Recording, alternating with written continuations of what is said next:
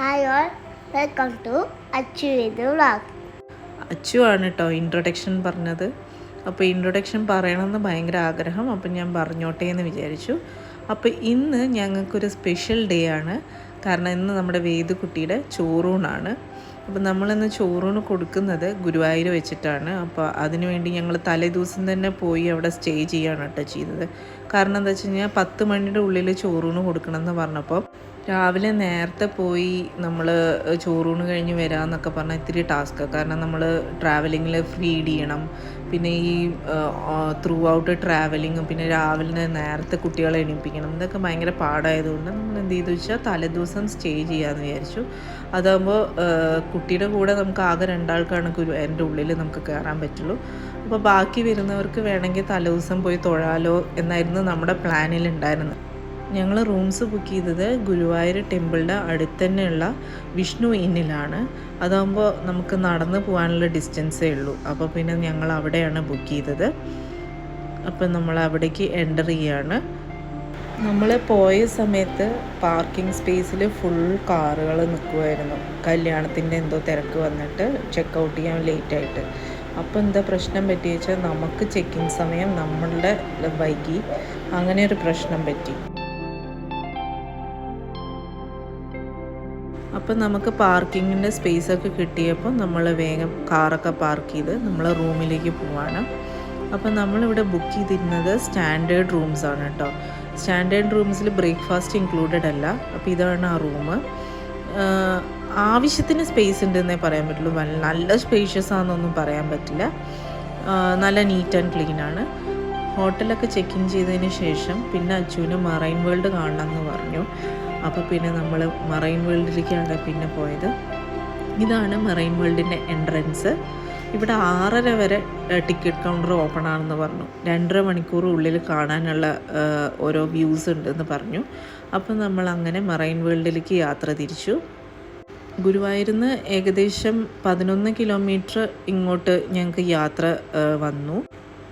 പിന്നെ ടിക്കറ്റ് എടുത്ത് ഉള്ളിൽ കയറി കണ്ടപ്പോൾ തന്നെ എന്താ പറയുക, പല ടൈപ്പ് മീനുകളുമാണ് അതിൻ്റെ ഉള്ളിൽ. മീനുകൾ മാത്രമല്ല, അതിൻ്റെ ഉള്ളിലുള്ള ആ ഒരു ഡെക്കറേഷൻസും ആ ആർക്കിടെക്ചർ തന്നെ, ഉള്ളിൽ ഇൻറ്റീരിയർ ചെയ്തിരിക്കുന്നത് തന്നെ അടിപൊളിയാണ്. നമുക്ക് വീഡിയോസ് എടുക്കാമെന്ന് വെച്ച് കഴിഞ്ഞാൽ അവിടെ ഭയങ്കര ഡിമ്മ് ലൈറ്റായിരുന്നു. അതുകൊണ്ട് ആ എക്സാക്റ്റ് ആർക്കിടെക്ചർ നമുക്ക് എനിക്ക് ക്യാപ്ചർ ചെയ്യാൻ പറ്റിയില്ല. പക്ഷേ മാക്സിമം ഞങ്ങൾ കണ്ട മീനുകൾ ഫുൾ ഞാൻ ഈ വീഡിയോയിൽ അറ്റാച്ച് ചെയ്യുന്നുണ്ട്. കാരണം അത്രയും നല്ല വ്യൂസാണ് അതിൻ്റെ ഉള്ളിൽ അവർ വെച്ചിരിക്കുന്നത്. ഇവിടെ ടിക്കറ്റ് റേറ്റ് വന്നിട്ട് ജനറലിന് 400 രൂപയും സീനിയർ സിറ്റിസന് 350 രൂപയും കുട്ടികൾക്ക് 280 രൂപയുമാണ്. ഇവിടെ വേദുവിന് ടിക്കറ്റ് റേറ്റ് ഒന്നും അവർ വാങ്ങിയിട്ടില്ല. ഹൈറ്റ് എബവ് 95 സെൻറ്റിമീറ്റർ ഉള്ളവർക്കാണ് 280 റുപ്പീസ് അവർ പറഞ്ഞിരിക്കുന്നത്. എന്തായാലും ടിക്കറ്റിൻ്റെ റേറ്റിൻ്റെ ഡീറ്റെയിൽസൊക്കെ ഞാൻ സൈഡിൽ അറ്റാച്ച് ചെയ്യുന്നുണ്ട്, ഒന്ന് നോക്കണേ.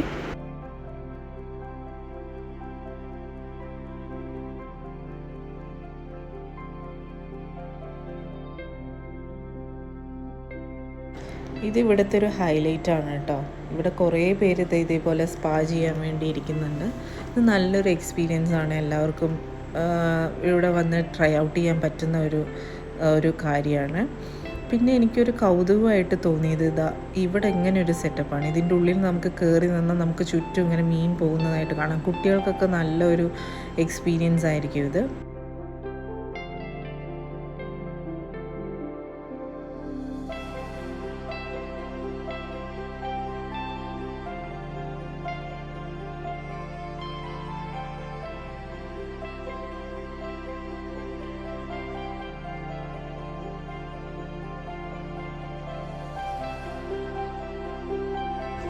അപ്പം നമുക്ക് മറൈൻ വേൾഡിലെ കൂടുതൽ കാഴ്ചകളിലേക്ക് പോവാം.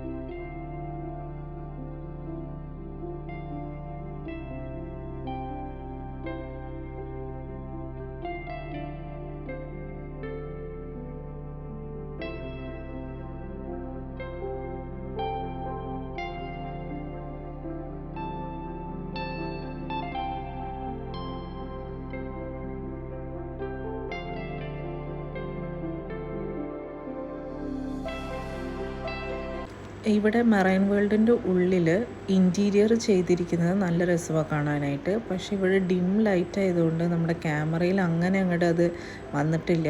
എന്നാലും മാക്സിമം ഞാനത് എടുക്കാൻ ശ്രമിച്ചിട്ടുണ്ട്.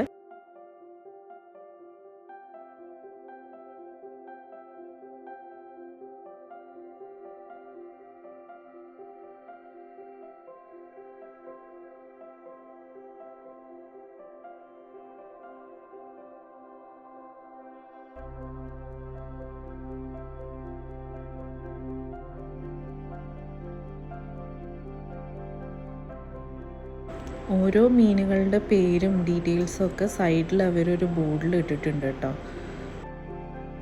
ഇനി എനിക്ക് നെക്സ്റ്റ് ഹൈലൈറ്റ് ആയിട്ട് തോന്നിയത് ഈ ഒരു അണ്ടർ വാട്ടർ ടണലാണ്. ഇവിടെ വലിയ വലിയ ഫിഷസ് ഒക്കെ ഉണ്ട്. അത് നമ്മുടെ തലയുടെ മുകളിൽ കൂടെയൊക്കെ പോകുന്നത് കാണാൻ നല്ലൊരു രസമാണ് കാണാനായിട്ട്. നേരിട്ട് വന്ന് എക്സ്പീരിയൻസ് ചെയ്യാൻ പറ്റിയൊരു സ്പോട്ടാണത്. പിന്നെ അടുത്തത് ഒരു ഫിഷിനെ ഫീഡ് ചെയ്യുന്ന ഒരു ഏരിയ ഉണ്ട്. ഇവിടെയും നിങ്ങൾക്ക് വന്നു കഴിഞ്ഞാൽ അവർ ഫിഷിനുള്ള ഭക്ഷണമൊക്കെ അവർ തന്നെ തരും.